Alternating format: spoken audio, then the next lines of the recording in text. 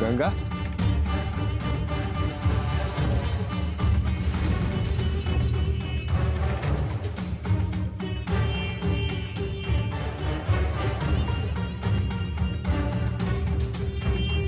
गंगा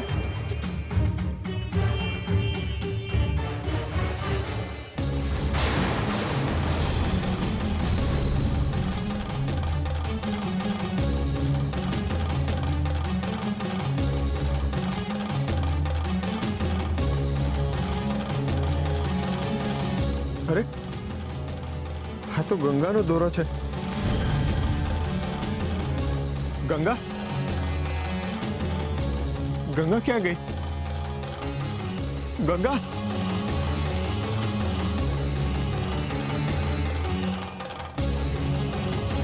तुलसी उठो, तुलसी उठो। શું થયું? તમને પાકી ખાતરી હતી કે ગંગા ઘરમાં નથી આવી? હા, એ બહાર જ છે. પણ એ બહાર ન થતાણે. એવું ન બની શકે ભગત. ક્યાંક બહાર જગ્યા ગોતીને હોતી હશે. તુલસી મેં હંધી તપાસ કરી પણ એ અટાણે બહાર નથ. કેમ ન હોય? હમણાં જ હું એની હારે વાત કરીને આવી છું. કદાચ આંગણાની બીજી કોર પાણી પીવા ગઈ હશે. તુલસી મેં હંધી તપાસ કરી અટાણે બહાર નથ. ને એના ગળામાં જે કાળો દોરો હતો ને એ આ બહારેથી મેળ્યો. આ શું બોલો છો તમે ભગત? તુલસી ક્યાંકી વહી તો નહીં ગઈ હોય ને?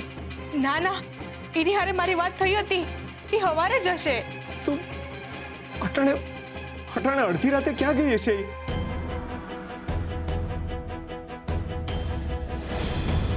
ત્યાંથી આ દોરો મળ્યો એનો અર્થ એવો તો નહીં ને કે કોઈ કેને લઈ ગયું હશે. ના ના તુલસી, આવું ન બોલો. મને બીક લાગે છે. હાલો અટાણે આપણે શોધવા જઈએ. હાલો. ગંગા ગંગા ગંગા ગંગા ગંગા ગંગા ગંગા ગંગા ભગત, અહીંયા તો ગંગા નથી. હાલો આગળ જોઈએ. ગંગા ગંગા ગંગા ક્યાં છે તું? ગંગા અમે આવી ગયા છીએ. ગંગા તુલસી મને લાગે છે આમાં આવી છે. હા ભગત, ઝટ જોવો. હાલો.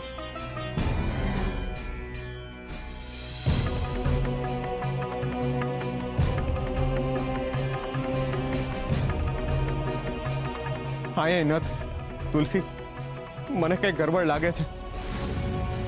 એક કામ કરો, તમે શેરીઓમાં જોતા આવો, હું પાદરની આજુબાજુ જોતો આવું છું. સારું. ગંગા ગંગા ક્યાં છો તમે? ગંગા ગંગા હું આયા જ છું. તમારી પડખે જ છું. ગંગા ક્યાં છો તમે? હું આવી ગયો છું. ગંગા ગંગા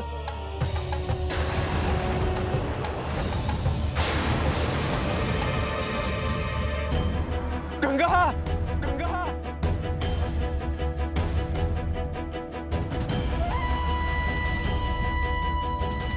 આવી હાલત કોને કરી?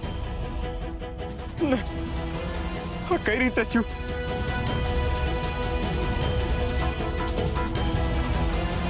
ખૂબ ખરાબ રીતે ઘવાયા છે ગંગા. આ કેટલું બધું લોહી વહી ગયું છે. જો ગંગા આમને આમ આયા રહ્યા ને તો ગંગાનો જીવ નીકળી જાય. ગંગા ગંગા આંખું ખોલો. ગંગા આંખું ખોલો.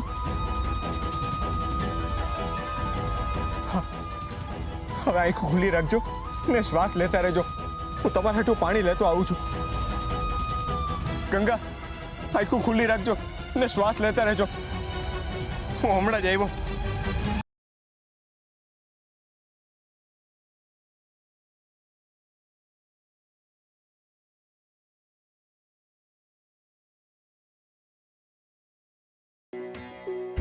આ સંસાર મૂલ્ય, માનવતા અને સંસ્કારોને ભૂલી ગયો છે એનું જીવતું જાગતું ઉદાહરણ છે આ ઘટના. કળિયુગનો આવો પ્રભાવ કે એક સ્ત્રી જે માતા છે, દીકરી છે, બહેન છે, એની સાથે આવું ક્રૂર કૃત્ય. આ પાપ જ નહીં, મહાપાપ છે. અને આની સજા યુગો સુધી આપવામાં આવતી મૃત્યુ કરતા પણ વિશેષ છે. જે મનુષ્ય બીજા મનુષ્યનું જીવન આ રીતે નર્ક બનાવે છે એ મનુષ્યને 100 નર્ક કરતા પણ વધુ ખરાબ જીવન જીવતે જીવ ભોગવવું પડે છે. આ દ્રશ્ય જોઈને જો મારું મન દ્રવી ઉઠ્યું હોય તો આ કૃત્ય કરતી વખતે મનુષ્યના મનને કાંઈ જ અસર નહીં થઈ હોય. હું જાણું છું ગંગા કે અત્યારે તને અત્યંત પીડા થઈ રહી છે, પરંતુ વિશ્વાસ રાખ મારી પર. તારી આ પીડાનું ફળ બીજા કોઈને અવશ્ય મળશે. કોઈના ઘા બીજા કોઈના જીવન માટે સુંદર ઔષધિનું કાર્ય કરતા હોય છે, પરંતુ એ સમય હજુ આવ્યો નથી. વિશ્વાસ રાખ મારી પર. ગંગા, ગંગા, ગંગા ક્યાં છે તું? ક્યાં ગઈ હશે આ છોકરી? ક્યાંક એની જોડે કંઈક અઘટિત તો નહીં ઘટી ગયું હોય ને? ના ના, હે હરી, ગંગા! પાણી ક્યાં મળશે? પાણી હું તુલસીની મદદ લઉં. તુલસી, તુલસી, તુલસી!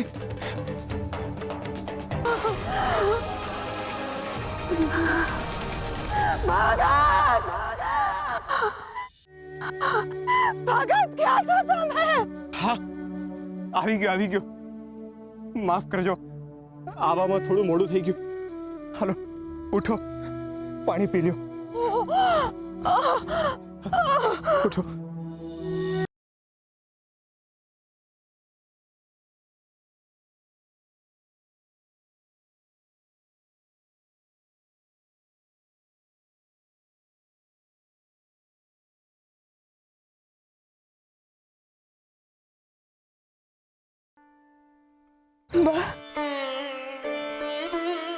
ગંગા, તમે તો ઘરે હતા ને? તો પછી આ અંધુઈ? હું ઓલા યુવરાજે તમારી હાલત કરી?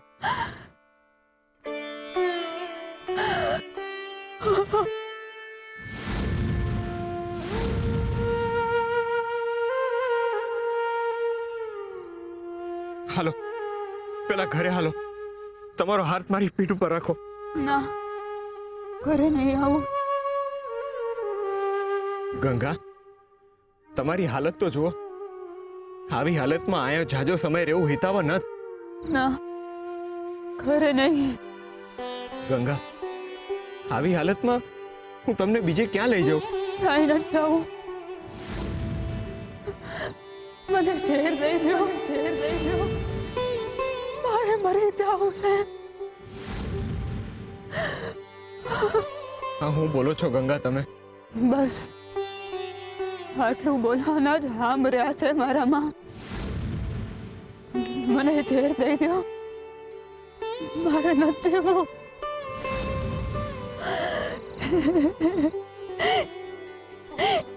યુવરાજે મારી આ હાલત કરી છે. યુવરાજે મારી લાજ લૂંટી છે. એણે મારી લજ્જા હણી છે. હવે મારા જીવનનો અંત જ મને શાંતિ આપશે. એટલે યુવરાજે તમને? એણે જ મારી આવી હાલત કરી છે. મારે હવે નથી જીવવું. મને મારી નાખો. જીવન યુવરાજે નથી દીધેલું તો પછી નરાધમના લીધે તમે જીવન હું કામ ટૂંકાવો છો?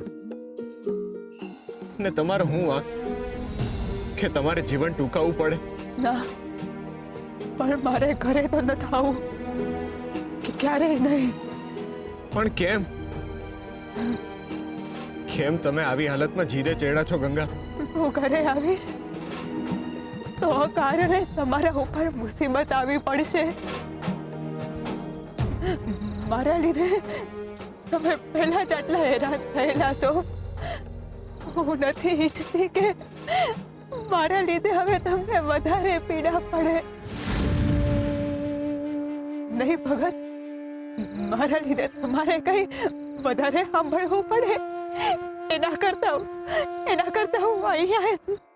ના ગંગા ના, અહીંયા તો કઈ રહેવાતું હશે ને તમારે લીધે મને ક્યારેય તકલીફ નથી થઈ. હાલો ઘરે. બસ હવે એક પણ શબ્દ નહીં. હાલો ઘરે. હું તમારી આગળ હાથ જોડું છું. ભગત, હું તમને હાથ જોડું છું. મને અહીંયા જ ખાડો કરીને દાટી દો, પણ ઘરે ન લઈ જાઓ.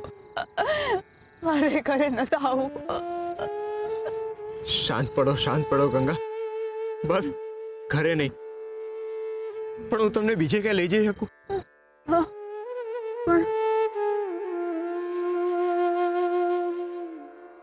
એક જગ્યા છે ત્યાં તમને કોઈ હેરાન નહીં કરી શકે ને તમે શાંતિથી રહી શકશો. હાલો જાય. હા, હાલો. આરામથી, ધીમે ધીમે.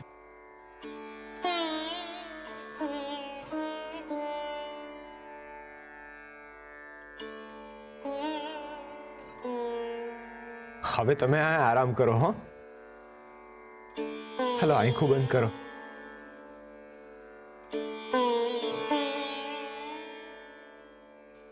હું તો અહીંયા આવી ગયો, પણ તુલસી તો હજી ગંગાને શોધતી હશે. મારે એને હંધી હકીકતની જાણ કરવી જ પડશે ને આમાંય હી જ હવે મારી મદદ કરી શકશે.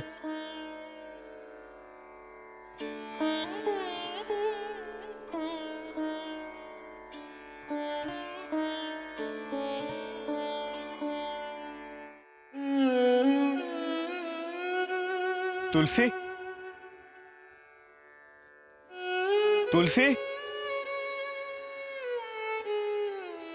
લાગે છે ઘર જતી રહી હશે. કાંઈ મારી નજરથી એ બચે? મેં છોકરીને બધા માટલાની વચ્ચેથી જ જોઈ લીધી હતી. બધા લાલ માટલા વચ્ચે કારું માથું તો ના જ હોય ને. પછી હું એને પકડવા ગયો તો ત્યાં જ મારી નજર પડી કે સામે મહારાજ વેશ પલટો કરીને ઊભા હતા. એમને મને ત્યાંથી જતા રહેવાનો ઈશારો કર્યો. શું વાત કરે છે? પછી શું, એ છોકરીને મહારાજે ધતુરાના પાન સુંગાડીને બેભાન કરી નાખી.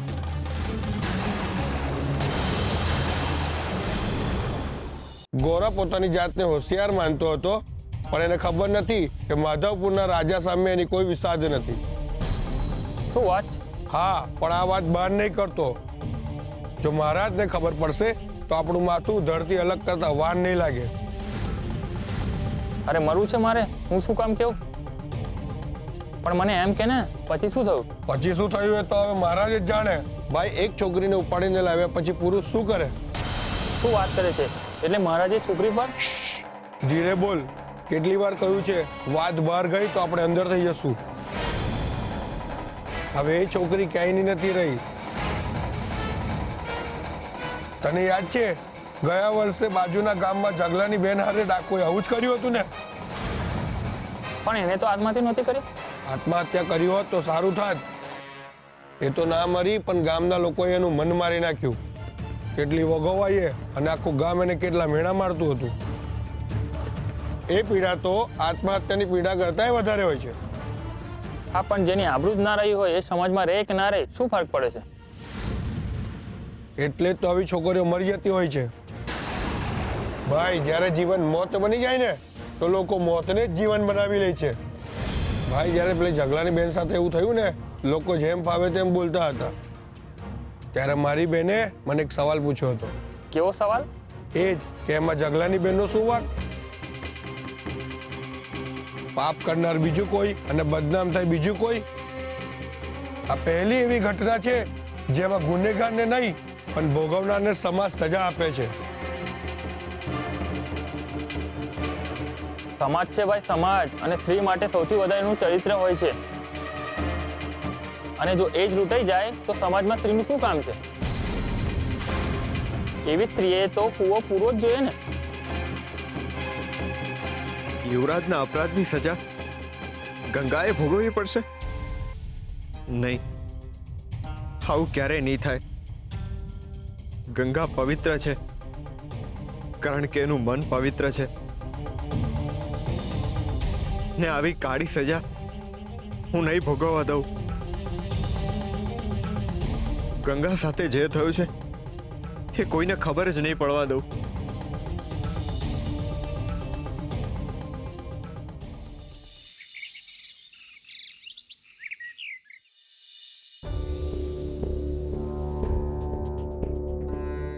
હવે હું શું કરું? શું થશે હવે? જો બહાર કોઈને ખબર પડશે કે ગંગા સાથે યુવરાજે બળજબરી કરી છે તો ગંગા ઉપર ઉપાધિનો પહાડ પડશે. આમે બિચારી નર્ક જેવી વેદનામાં પીડાય છે ને ઉપરથી એના માથે દુકાળમાં દુઃખનો અધિક માસ આવશે. મારે આ વાત મારા મનમાં ધરવી દેવી પડશે. હું તુલસીને કહું કે જો કોઈ પણ રીતે મીઠી ભાભીને ખબર પડે તો વાત આખા ગામમાં ફેલાઈ જાય ને પછી તો ગંગાનું જીવન મુશ્કેલ થઈ જાય ને એને એ ભૂલની સજા ભોગવવી પડશે જે એને કરી જ નથી. નહીં, એક તો એની આવી હાલત છે ને સમાજમાં જો એનું માન ભૂસાઈ જશે તો એ શું કરશે? નહીં, મારે ગંગાની છબીને બગડતી અટકાવવી જ પડશે. દીવાદાંડી. સમુદ્રમાં સફર કરતા મનુષ્ય જ્યારે અટવાય છે ત્યારે એ વિહવળ બને છે. એ કિનારાની શોધમાં હોય છે. એની આંખો ચારે તરફ ફાંફા મારે છે, પરંતુ એને માર્ગ નથી મળતો. વિશાળ સમુદ્રમાં હોડી કઈ બાજુ હંકારવી એ બહુ મોટો પ્રશ્ન બની જાય છે. આવા સમયે જો એને કોઈ દીવાદાંડી મળી જાય તો એની બધી જ મૂંઝવણોનો નાશ થઈ જાય છે. એ જ રીતે સંસારના સાગરમાં પણ ઘણા મનુષ્યો જ્યારે તકલીફમાં ફસાય છે ત્યારે એને પણ સમસ્યાના સમાધાનનો કિનારો નથી મળતો. આવા સમયે ઘણા મનુષ્યો અસ્વસ્થ બની જાય છે. ત્યારે એમની પાસે પણ કોઈ અંગત વ્યક્તિ, પ્રિય પાત્ર, મિત્ર, ગુરુ તથા માતા પિતા રૂપી દીવાદાંડી હોય છે. યાદ રાખજો, ઈશ્વરને દીવો કરશો એના કરતાં કોઈના માટે દીવો બનશો તો એ તમને વધારે ઉન્નતિ અપાવશે.